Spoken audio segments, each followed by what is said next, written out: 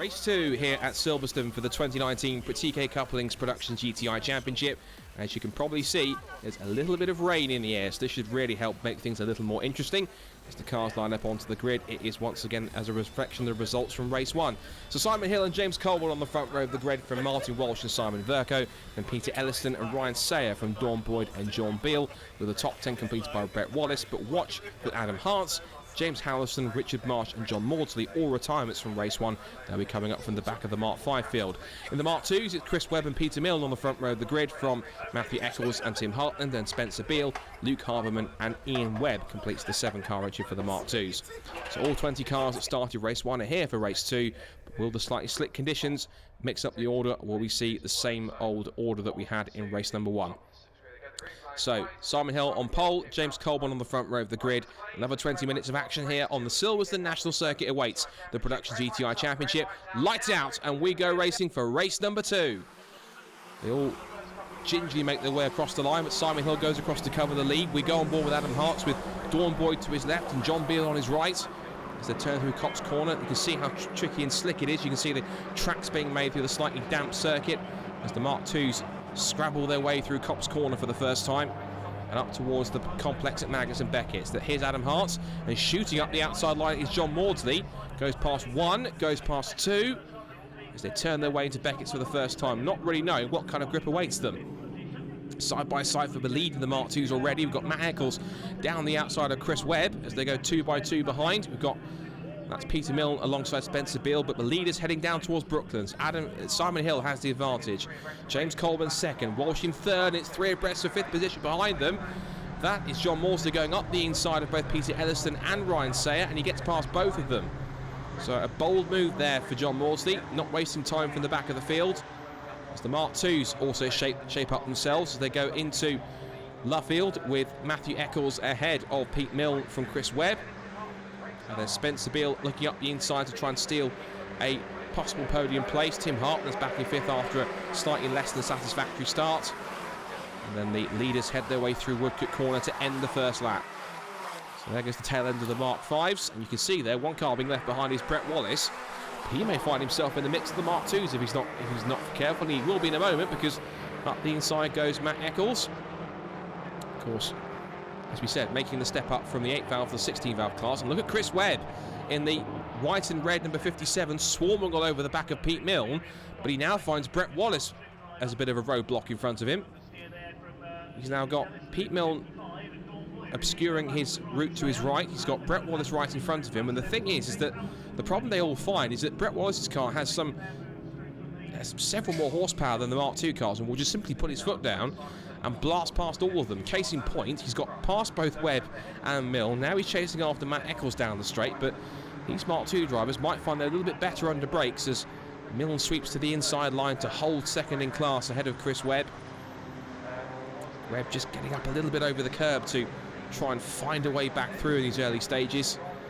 It's really key. Either Brett Wallace will become a help or a hindrance, depending on which driver you think about, which way you look at it. Now, this is interesting. Pete Milne gets up the inside line, as does Chris Webb. But again, watch for the extra power of that Mark 5 to just sail around the outside down the pit straight. Here's the tail end of our Mark 5 runners. The 61 car, the black and yellow machine. That's Ryan Sayer in his second year in the championship. Now we're on board with Adam Hartz. He retired from race 1 with mechanical problems. He's now trying to fight his way back up through the order. His first task is to repass James Howlison. As we look at Peter Elliston at the moment, he's running a very strong 7th position.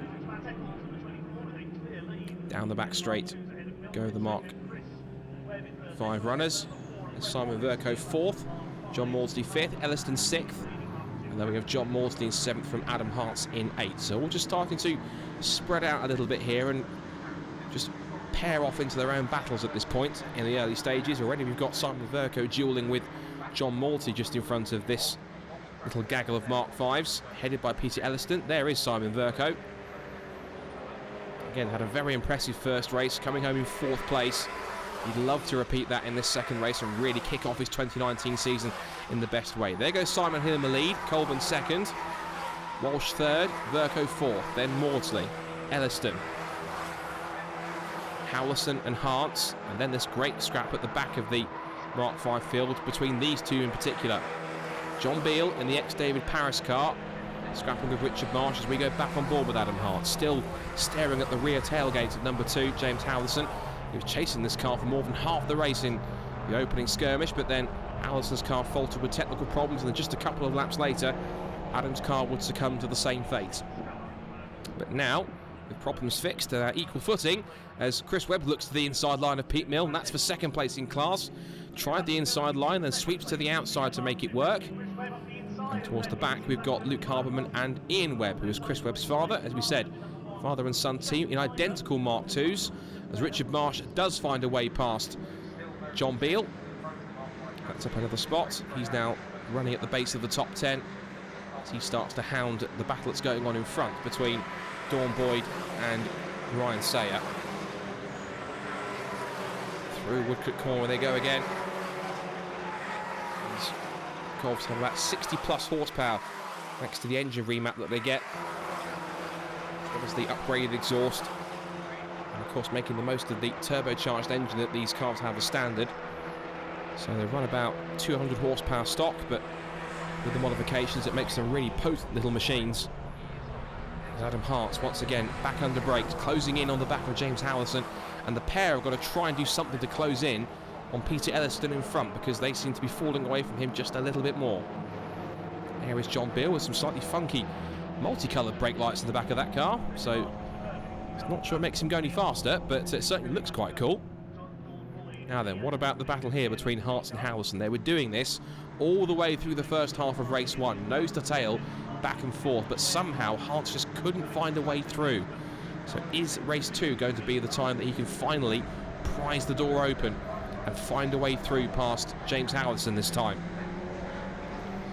Out of Luffield, into 4th gear, through Woodcote Corner, foot to the floor, flat out over the curbs.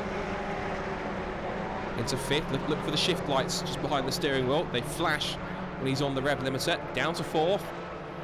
And the pair are starting to close in a little bit more now on Peter Elliston, as Matthew Eccles there is spread eagling the field in the Mark IIs. He's pulling away from this 4-car scrap for second in class between Pete Milne in the silver car, the red car of Tim Hartland, that man Chris Webb in the white and red car, then the almost army green number 64 of Spencer Beale, also with the rookie plate on the back of his car. But again, a superb effort for a rookie. These two certainly are not rookies. Tim Hartland, reigning champion, looking for a way past Pete Milne, and a good run off Copse Corner has really set him up for an attack down towards Maggots and Beckett. Here he comes.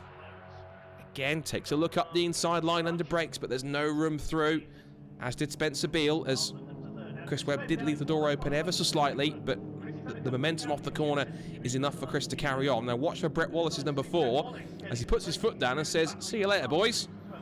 Just powers past on the straight, past Spencer Beale. I think Chris Webb might be a little more difficult this time as we continue to watch the fight for second in the Mark II category. Milne versus Hartland. And Webb is in the mix there too. You can see there he is, number 57. So the two most recent champions about to go into combat against Pete Milne. Was a double race winner last year over the Snetterton weekend, won both races. He's certainly proven that he can run at the front with the best of them. It's great to see the Mark II still in active service as a race car. It is one of the best hot hatches of all time. And Tim Hartland is certainly proving that, as again he takes a look up the inside line. He's not far enough alongside to make that move stick, and so he has to sit back and rethink another attack down towards the complex at Maggots and Beckett's. But look behind them, because Chris Webb has taken some fantastic speed off the corner, and he wants to throw himself into the mix for a podium place too. He wants to follow up from his race 1 victory. Ideally he wants to be leading, but that honour is being held by Matt Eccles, who is away and gone up the road to the tune of a few seconds. But 2nd, 3rd and 4th is certainly looking to be a healthy battle as well. There's Matt Eccles, hugging the outside line to take the perfect opportunity into the complex. Meanwhile, here comes Hartland looking for his opportunity, and still Milne will not let him through. But does he drift wide on the exit, having to try and defend? It's still a very greasy circuit after the light rain shower. Pete Milne tries to square the corner off as he takes a wide entrance into Luffield, hugs the inside line all the way towards the exit. Now it's all about the draft on the exit of Luffield all the way through Woodcote. Now, if Hartland wants to make it through, he has to stay in the slipstream all the way through. Woodcote down the pit straight, up towards Copse Corner, and potentially line him up for a move towards Maggotts and Beckett again. Down the outside line. There might be a little bit more grip there, unless he gets caught onto the marbles. But he sits back and thinks better of it. Now, meanwhile, whilst we've been looking at that, a change of position, because that's Peter Elliston, not James Howlison. There's Howlison. He's made his way through Peter Elliston, so now it's Adam Hart's turn to make a move. Looks as though that might be easier said than done, because I think that Elliston's a little bit reluctant to let him through. But then again, you would be if you were battling for position. Meanwhile, further back, we see Ryan Sayer having a good, healthy scrap here. Richard Marsh. Marsh has got the run on the inside line of the 61, as Dawn Boyd watches on in the silver and orange British Motorsport Marshals Club car. Up the inside into Copse Corner goes Richard Marsh. That's another place gained into the bottom of the top 10. Sayer will try and fight back on the exit. Here comes Dawn Boyd just behind in car 42.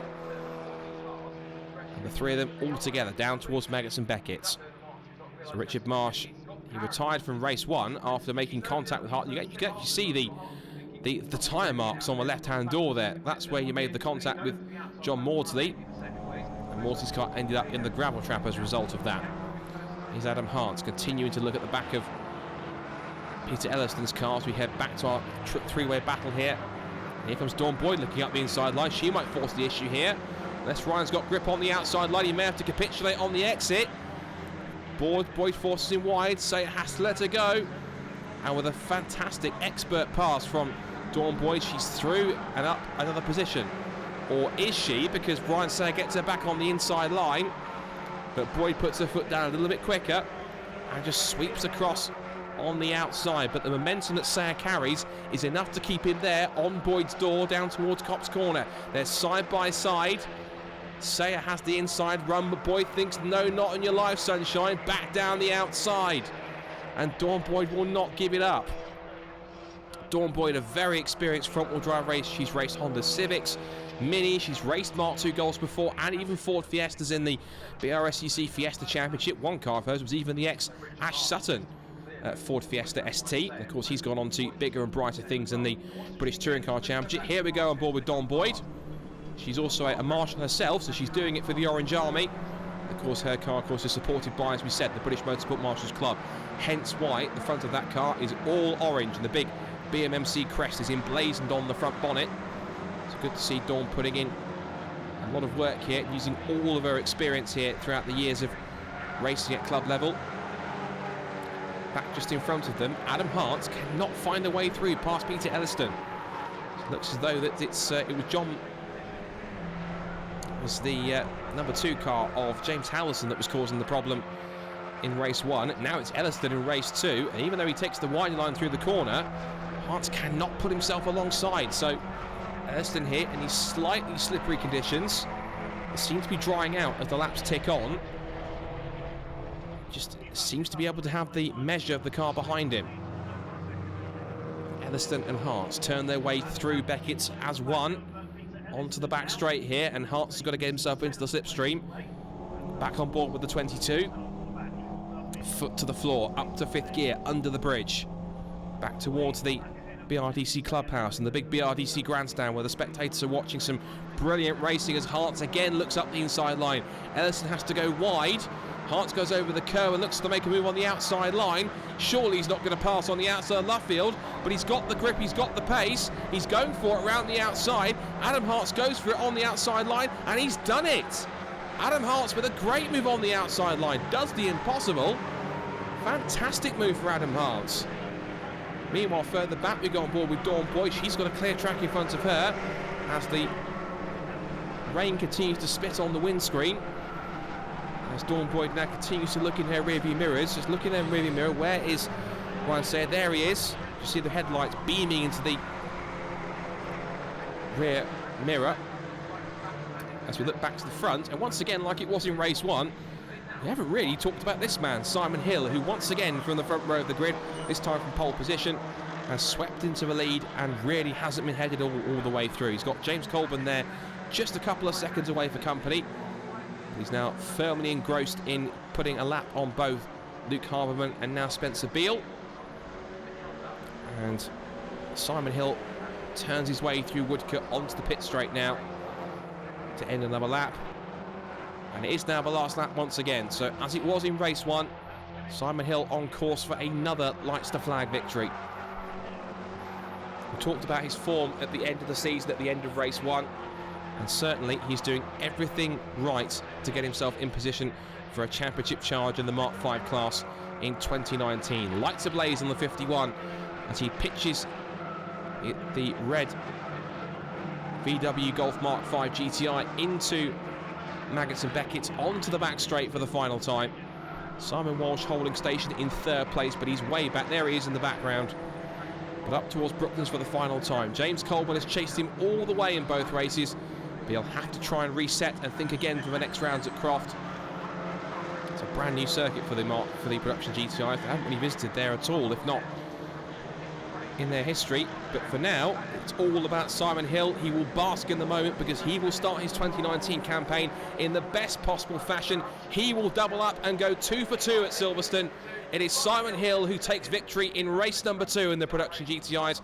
It's James Colburn again in 2nd place. And guess what? In P3 in the background, Martin Walsh makes it 1, 2, 3, identical in races 1 and 2. Across the line goes 4th place for Simon Verco, 5th for John Maudsley. As the rest of the field comes streaming through, here's the final result then. So confirmation of Hill, Colburn and Walsh on the podium from Verco, Maudsley and Howelson. Adam Hart's up to 7th ahead of Pete Elliston. Then Richard Marsh and Dawn Boyd round out the top 10 in the Mark 5s. And overall, Ryan Sayett, John Beale and Brett Wallace round out the Mark 5 runners. Then Matthew Eccles wins Mark 2s from Tim Hartland, Pete Milne, Chris Webb and Spencer Beale, the 18 cars that finished.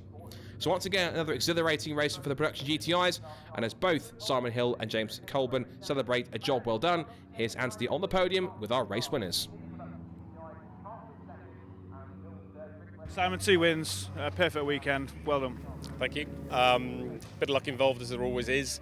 We had a run together, James and I, down to the first corner again.